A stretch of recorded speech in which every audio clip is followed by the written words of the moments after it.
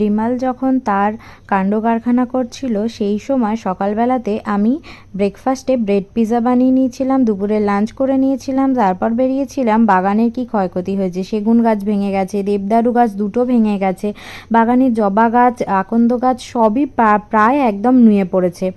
তো আর চারিদিকেও বেশ অনেকগুলো গাছ ভেঙেছে, এখানে কলকে গাছটাও ভেঙে গেছিলো। আর তারপর সন্ধেবেলাতে ও নিয়ে এসেছিলো চপ মুড়ি। তো চপ মুড়ি খেয়ে নিয়ে তারপরে ও তাড়াতাড়ি ফিরে এসেছিল ঝড়ের জন্য। তো তারপর বাড়িতে বসে ও কাজ করছিল।